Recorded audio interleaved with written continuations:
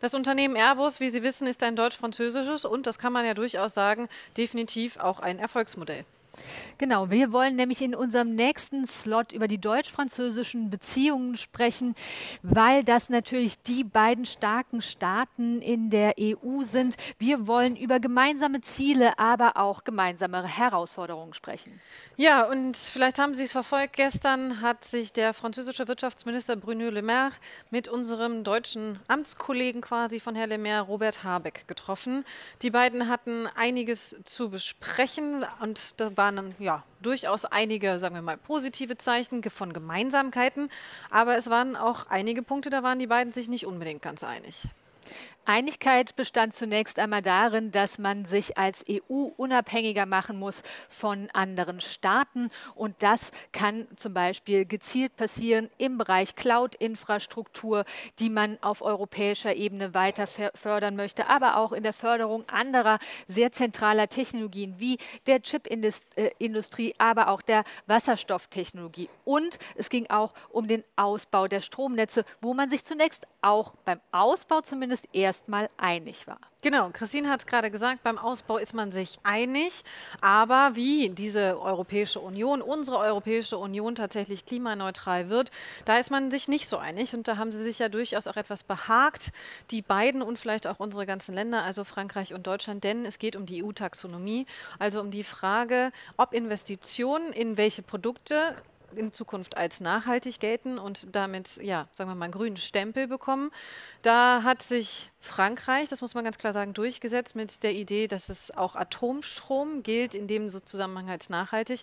Da wollte die, ja, unsere halbgrüne, drittelgrüne deutsche Regierung nicht unbedingt mitziehen. Robert Habeck hat sich da vorher klar gegen geäußert und hat das natürlich gestern auch wieder gemacht. Und er hat sogar auch ebenfalls eine mögliche Klage nicht von der Hand gewiesen. Zum Beispiel Österreich hat ja schon angekündigt, dass sie es machen werden. Und ich denke, das ist noch durchaus ein größerer Streitpunkt. Genau, und auch das Thema Gas wurde sicherlich besprochen, natürlich zum einen vor dem Hintergrund der EU-Taxonomie, weil Gas dort auch als ja, Übergangstechnologie zumindest in der Diskussion ist, deklariert zu werden. Genau, und aber natürlich auch vor dem Hintergrund des Ukraine-Konflikts, denn mit dem Zuspitzen des Ukraine-Konflikts haben wir natürlich dann vielleicht auch ein Problem, was die Gaslieferungen betrifft.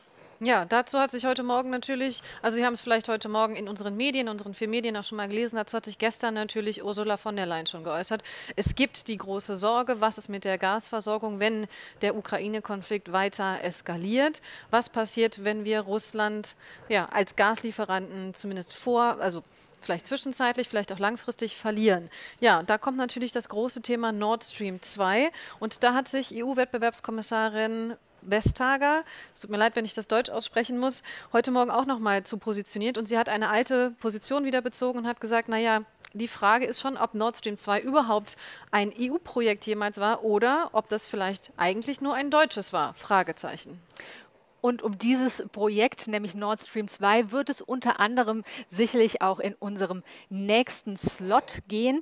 Dort wartet jetzt nämlich der französische Wirtschaftsminister Bruno Le Maire und er befindet sich im Gespräch mit Handelsblatt-Chefredakteur Sebastian Matthes. Bitte sehr. Ja, vielen Dank für die Anmoderation, für die tolle Überleitung. Da sind die wichtigsten Themen dabei. Und damit sage ich ganz herzlich willkommen. Guten Morgen, bonjour, good morning, welcome, Monsieur Le Maire. Great to have Guten Morgen. Great to have you here today.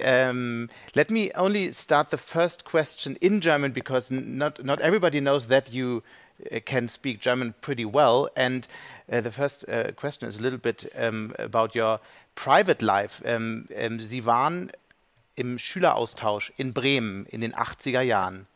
Was haben Sie damals über Deutschland gelernt, was Ihnen heute hilft, Deutschland zu verstehen? Ja, ich habe 2 oder 3 Monate in Bremen verbracht, als ich 15 oder 14 Jahre alt war. Und was ich über Deutschland gelernt habe, ist, dass Deutschland wirklich eine große Nation ist mit einer wirklich sehr reichen Kultur. Und ich glaube, dass was vielleicht in meinem Herz bleibt, ist die deutsche Kultur und die deutsche Sprache. Wir werden das Interview auf Englisch machen, Aber wir könnten das Interview auch auf Deutsch machen. Right, so that's the point when we switch into English. But back then in the 80s, the time you've been in Bremen was also the time of the big protests against atomic energy, right?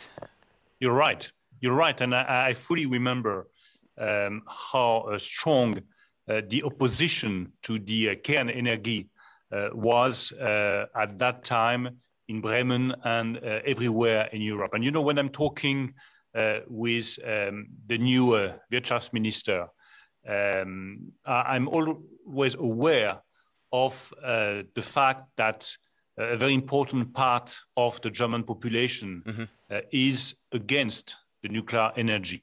And that the roots of this opposition to the nuclear energy are very deep in the German society. But on the other side, I think that the German people should also understand that the nuclear energy is at the core of the French nation. It has been decided by the General de Gaulle early 60s. Then we decided to build nuclear plants, and it is at the core of the political independence of the French nation. So that's one of the points on which we must be aware on the German side and on the French side, that we don't have the same view, we don't have the same cultural roots, and we should respect the position of everybody. But you can understand the German position, right? I can understand the German position. But you think it's wrong? I think that from the point of view of the climate change, the position that we are defending with President Macron, which is to build on both renewable energies and nuclear plants, is the best one for the French interest, but also for the European interest. I can understand when I'm discussing with Robert Habeck, and when Robert is explaining to me, well, we are totally against the nuclear energy. I know that. I've been living in Germany many times. I know the German people very well. I'm fully respectful of this position, but I'm just asking the German society to be also respectful of the French position. We want to build our energetic independence on the basis of both renewable energies and nuclear plants. Energy is the big topic these days, not only the taxonomy we are just talked about, also the spiking gas prices. We've talked to Margrethe Vestager this morning. She was saying that Nord Stream 2 never was a project out of European interest. What do you think? Does Europe need Nord Stream 2 maybe to deliver more cheap gas from Russia? Or is it a project that's only something the Germans do and the rest of Europe has nothing to do with it?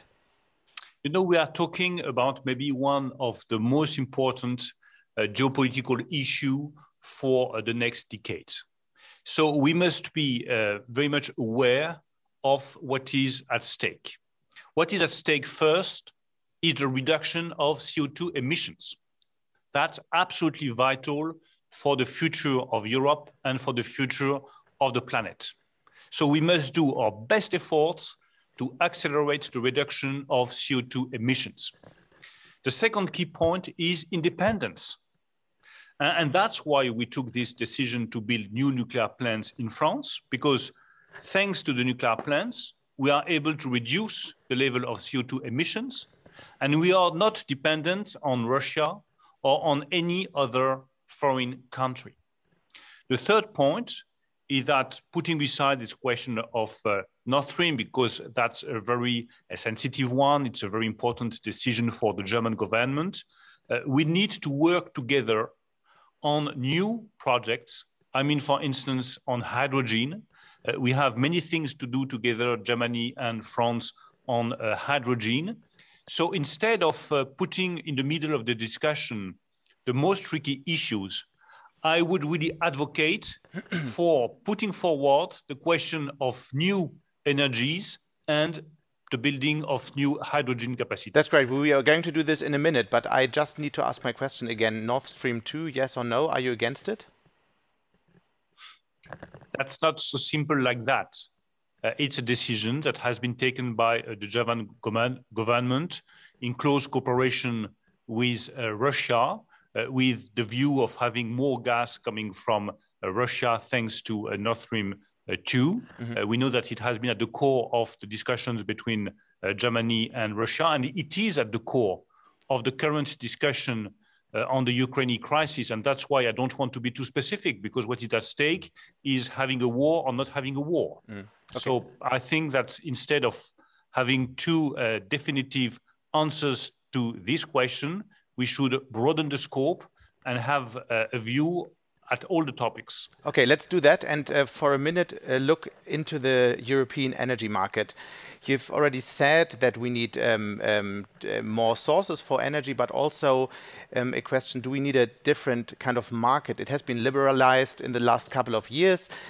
Do we, for example, need more longer-lasting gas contracts with delivering countries? Or are there other ideas to decrease the chance of spiking energy prices like we see today? I will be more specific on this question. That's great. Yes, we need a new European market as far as energy is concerned. I'm not satisfied by the way the European energy market is functioning. I think that we need long-term contract.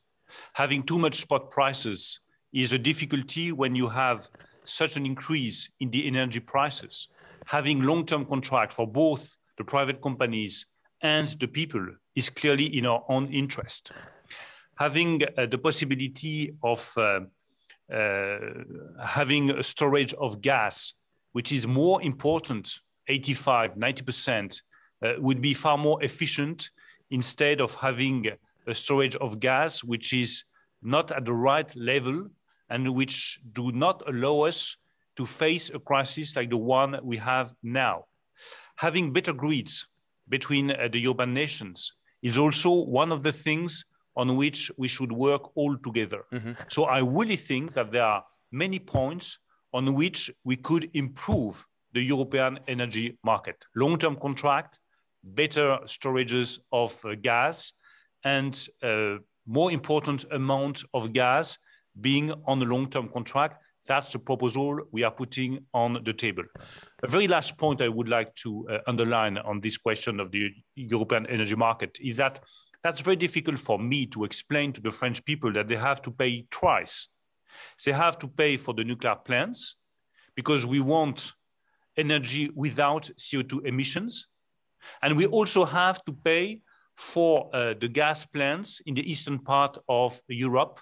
And we will have to pay the price of electricity at the price of the gas. This is one of the key points on which I think that we need a change, because we need a European market that allows us to invest in decarbonized energy, and that is an incentive for consumers to electrify their use. There are the first questions from our audience already. So the first one is how many money France will spend in the next 5 years in microatomic reactors? I cannot deliver a specific figure, but this is tens of billions of euros.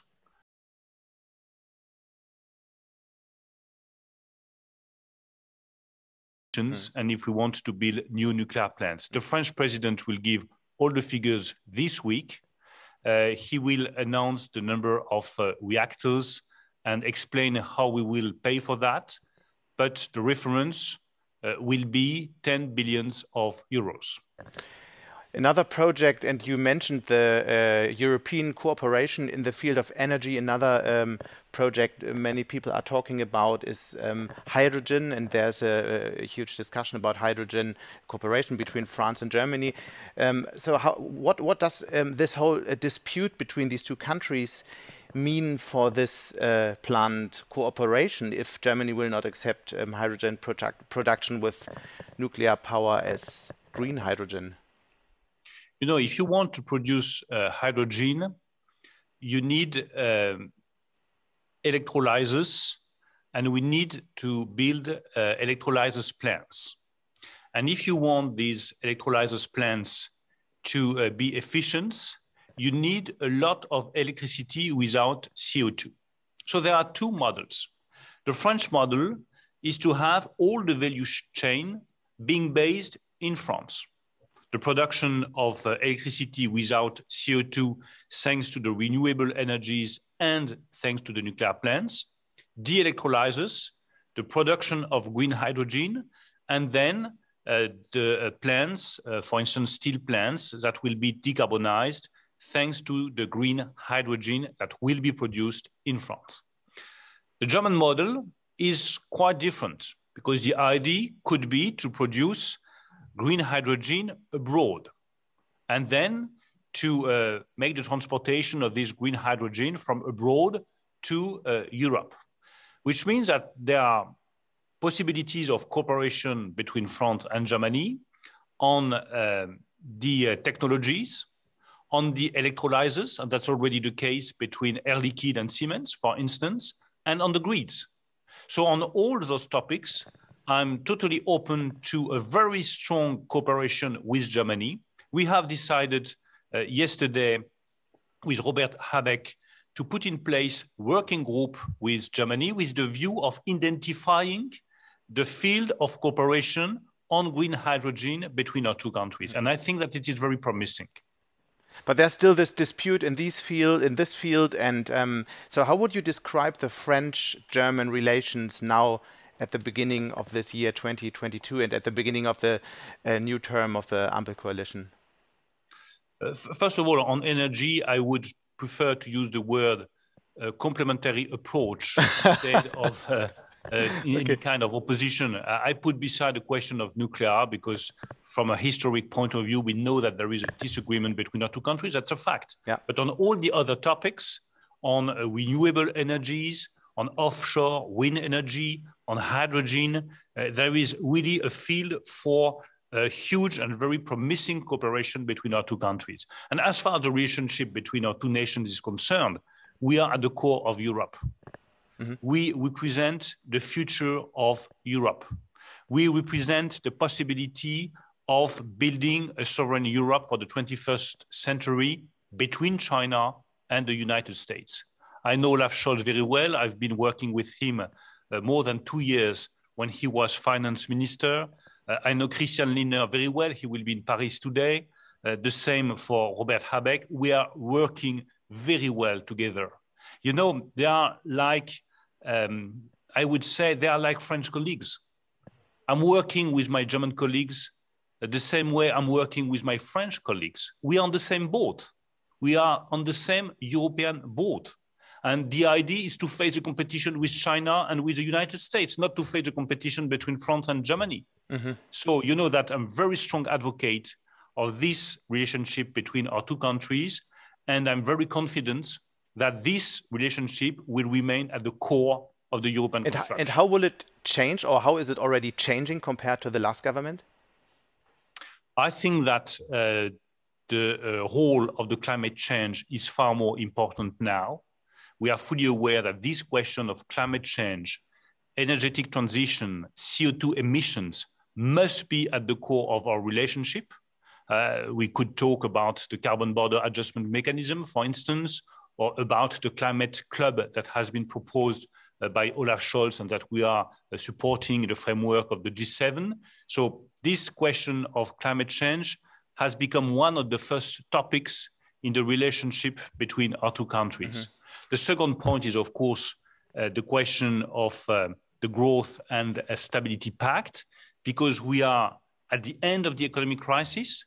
We need to come back to sound public finances, and we need to find the right balance between investments and coming back to sound public finances. It will be, of course, at the core of our discussion. I would like to come back to that in a minute, but for now, I would like to double down on what you've just said about the future of Europe's industry.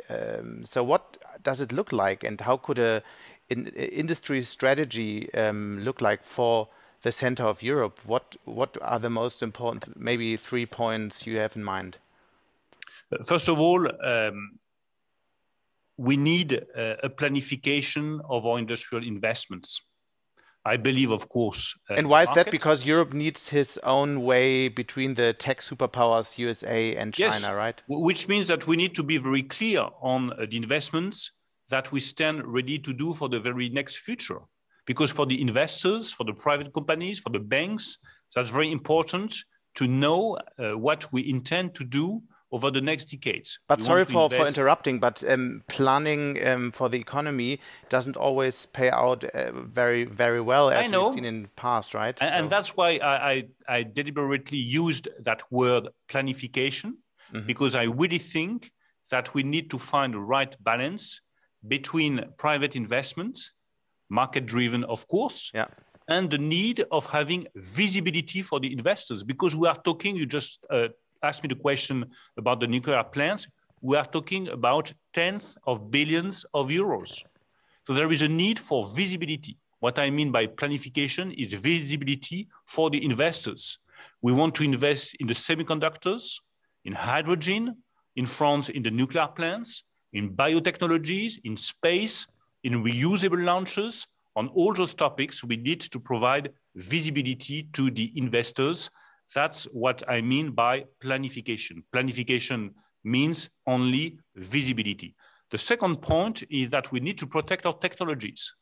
And the decisions that have been taken by the Commission and by all the member states, including France and Germany, to protect their new technologies, their know-how, and to avoid having investors coming from abroad taking the control of these technologies is a key decision that has been taken by the member states over the next years. And the very last point is the entry into force of a carbon border adjustment mechanism, because if we want to have a decarbonized economy, we also need to have the foreign investors or the foreign products paying the price of CO2 if they want to get access to the single market. Right, so we could talk very long about all these topics. We don't have so much time, so I just would like to jump to a topic that just came up today, and it really fits well to what you've just said. Later today, you will announce, together with Christian Lindner, a program to scale up European tech companies. How will that look like? And so I was reading about 2 billion to begin with and a growing fund later. What is the plan behind that? The plan is to have the possibility for our startup to grow and to become big companies. You know, in France and in Germany and in many other member states, you have all the skills to be successful at the beginning of the story. So you have wonderful startups in all the fields: biotechnologies, semiconductors, hydrogen, digital technologies, 5G, 6G. On all those topics, we have wonderful startups. But the point is that they don't have access to the necessary funding to grow and to be giants. We want to have European technological giants. And the decision that we will announce together with Christian Lindner this afternoon will be a fund of funds providing new funding at a very high level, more than 1 billion euros, for those startups so that they can grow in Europe. We don't want to have any more startups being bought by the United States or by China, leaving Europe and not developing in Europe. Okay. We want our startups to grow in Europe. So I understand that because from a broader perspective, there is enough money in the startup scene because investors coming from all over the world putting their money into European startups. But your point is more that you want to invest European money into European startups. Did I get that right? That's it. We want European money to invest in European startups. Why is that important? Why is that important? Why cannot Chinese or American investors put money into European startups? For one single reason: we want to be independent. You know, when the US or China are putting money in our startups, that's not to be pleasant with European countries or with European peoples. It's just for the sake of taking the control of our technologies. And we don't want our technologies to be controlled by neither China nor the United States. But we want to be an independent power. But when you mentioned 1 to 2 billion, 1 billion, I heard 2 billion. So how's the exact number? I will give the exact numbers this afternoon, but the fact is that it won't be enough. That's a first step in the right direction, a very decisive step, but we also need to have a banking union, a capital market union, and all the necessary steps to have one financial single market. Okay.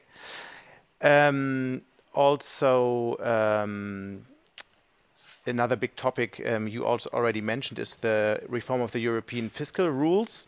In Germany, the liberals and conservatives are opposing that. And isn't that a dilemma for your plans? No, there is no dilemma. I want to be very clear on the French strategy and what we intend to do under the French EU presidency. First of all, the key point is to have more growth, because the best way of reducing the public debt is to have more growth in Europe. We were just talking about startups growing. That's more growth, more jobs, and less public debt. So that's the key point. And when you are looking at the very last results of the French economy, we are doing very well with 7% of growth in 2021. And that's the same for the Eurozone. The Eurozone is doing very well.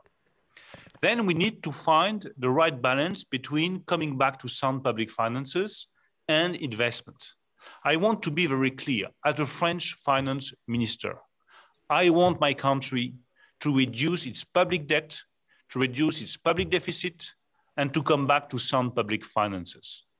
You don't have on the one side Germany asking for the reduction of public expenses and coming back as soon as possible to sound public finances, and on the other side France asking for more public expenses and refusing any kind of reduction of its public debt. That's not the case. We all want to come back to sound public finances. But what does that mean? Can you be a bit more concrete? Because this is pretty. It means growth. It means reforms. We made a reform on unemployment. We also need a reform on the pension scheme in France. It also means to have some very clear decisions on the public expenses, and we stand ready with Emmanuel Macron to do that. You know that at the beginning of the mandate of Emmanuel Macron, we came back under the 3% of deficit. So we know that this is necessary for France to come back to sound public finances, and I really want to avoid any misunderstanding with my German friends on these key topics. We are a reliable partner, we are a strong partner, and we are a responsible partner which wants to come back to sound public finances. But on the other hand, we should not do the mistake we made in 2010 and 2011, when we decided to come back to sound public finances with a path which was too ambitious, and we killed growth. That's the single point that we want to avoid, taking into account that we need growth and we need investment for the climate change. But to come back to sound public finances, as you said, does that mean get back to Maastricht in a couple of, in some time? It means that we have to define, and that's one of the proposal which is on the table, which is still discussing, and I want to be very clear, for the time being, there is no agreement about the proposals put on the table by Commissioner Paolo Gentiloni, but one of the proposals that I find very interesting is to say, well, look at the situation as it stands. You have a level of public debt in Italy more than 160%. Yes. In Germany, it is less than 70%. So the difference is 100 points. We have to take as a starting point that you have a gap of 100 points in the level of public debt. So maybe it could be a solution to have different schedules, different timetables for each member of the Eurozone. That's one of the proposals put on the table by Commissioner Gentiloni. For the time being, there is no agreement, but I find it one interesting way for the definition of the new rules of the Growth and Stability Pact. Because I find interesting looking at all the plans you just mentioned, the big plan to reshape France industry, France 2030, which will cost billions of investment. So this will drive debt, and the debts will go up all over Europe. And it's happening in a time when interests are going up. So isn't that a pretty dangerous situation? We just need to find the right balance. And I would say two remarks. I would like to add two remarks to what you just said. First, we are not the only country which is investing. Germany put 60 billion euros on the table. The Netherlands put 75 billions on the table. We just put 30 billion euros on the table. So we are not investing the same amount, but everybody is aware of the necessity of putting money on the table to invest in renewable energies, in semiconductors, in electric car batteries. On all those topics, we are all in the same situation. And my second remark is to insist on the fact that by investing, you are creating growth, and by creating growth, you are reducing the public debt. It won't be enough, but that's one of the response to the level of the public debt now in Europe. But is the European Central Bank is on the right track at the moment? I mean, inflation is very high in France as well. Is it on the right course, or do you need a different kind of action? You know, I'm responsible for the fiscal policy in France, and Christine Lagarde is responsible for the monetary policy of the ECB. My line has always been not to comment the decisions of the ECB, because the ECB is totally independent. That's in the European Treaty, and I want to abide by the European Treaty. But still, inflation is a huge topic in France. Can you give us some ideas? What are you going to do to solve that problem? It will become a big issue in the elections now. You're right. It has already become one of the key issues. You know that more than half of the inflation is driven by the energy prices. So that's why we gave a response to the rise of the energy prices by capping the price of gas, by capping the price of electricity. I think that we gave a very strong response to the increase of energy prices in France, and we remain very much vigilant on the way things are developing, because we are fully aware of the impact of this situation on the French households. Okay, so 50% is energy price, and the rest you can't do anything about it.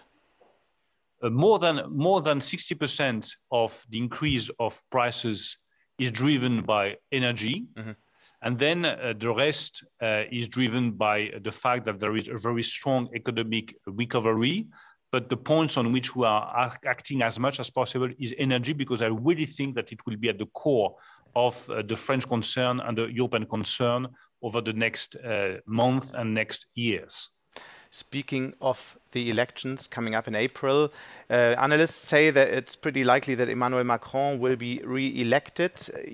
You have been part of his cabinet now for the past 5 years. Will you still be in office at the end of this year? We will see, but I hope that Emmanuel Macron will be re-elected, because we are on the right track. France is on the right track. France is back, 7% of growth. 1 million jobs created over the last 5 years. So we are on the right track. We should stick to that economic policy, which is giving concrete results to the French people, with one key objective, which is to have full employment for the French society over the next 5 years. But you personally will carry on as well? I hope so. Okay. But it's not me who decides. So you're right, the economic numbers are pretty well, but this would be my last question. We also, when we look into France, we see this intense polarization. Is that something you just have to accept now, or do you see a way out of this? Well, I think that we should avoid any kind of polarization. But how is it the case in the US? You're right, that's a key question.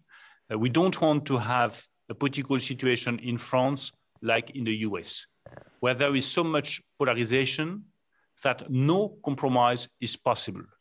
I think that a good policy must be driven by the possibility of finding agreements and compromises. That's exactly what you did in Germany. You found a possibility of compromise between different people, and this can deliver a very clear path for the future of Germany. With Emmanuel Macron, we have decided to overcome this very old opposition between the left wing and the right wing, with the view of gathering all the people that share the same view about the market, about the European construction, about the relationship between France and Germany, about the necessity of creating jobs for everybody, about the necessity of improving the French competitiveness. And I really hope that this policy will allow us to avoid this bad polarization. Bruno Le Maire, thank you so much for joining us today here. Danke vielmals. And I hope to see you on this conference again next year. And